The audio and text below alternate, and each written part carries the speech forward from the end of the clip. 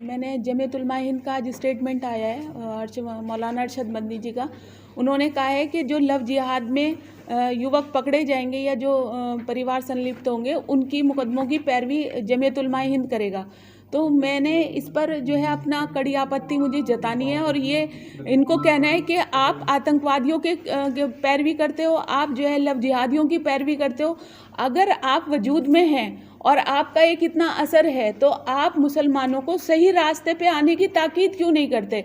आप उनको ये क्यों नहीं कहते? इस तरह का स्टेटमेंट आपका क्यों नहीं आया कि हाँ सरकार ने जो है वो अध्यादेश लाई है और इस बात की ज़रूरत महसूस हो रही है, तो ये चीज़ कहीं ना कहीं वजूद में तो है, तो इस चीज़ को रुकना चाहिए। मुसलमानों को जो है वो इस तरह से हिंदू लड़कियों को या दूसरे और मज़हब की लड़कियों को बरगला करके उनका धर्म परिवर्तन नहीं कराना चाहिए। इस तरह का स्टेटमेंट इनका कभी नहीं आता। उल्टे ये आया है कि हम जो है इस तरह के लड़कों के मुकदमों की पैरवी करेंगे। इसका मतलब क्या है कि वो मुसलमानों को गुमराह करने के लिए प्रोवोक कर रहे हैं कि आप इस तरह से करो, हम आपकी बैक पर हैं, आपको परेशान होने की कोई ज़रूरत नहीं है।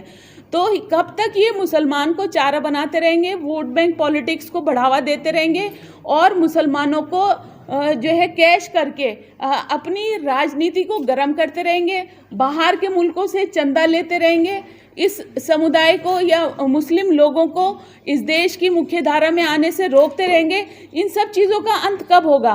अगर इन्हें पैरवी ही करनी थी और ये मुस्लिम समुदाय के इतने हितैषी थे तो इन्हें 3 तलाक के मुद्दे को लेकर के इस तरह से सुप्रीम कोर्ट में महिलाओं को बेइज्जत नहीं करना चाहिए था, उनका विरोध नहीं करना चाहिए था। इन्होंने शाहबानो के टाइम से लेकर आज जब सायरा बानो या सोमोटो रिट पिटीशन जो हम लोगों ने फाइल हुआ था तो उसमें हम लोगों ने जब ये लड़ाई लड़ी 3 तलाक की तो इन्होंने ज़बरदस्त विरोध किया, जगह जगह हम लोगों पर हमले करवाए।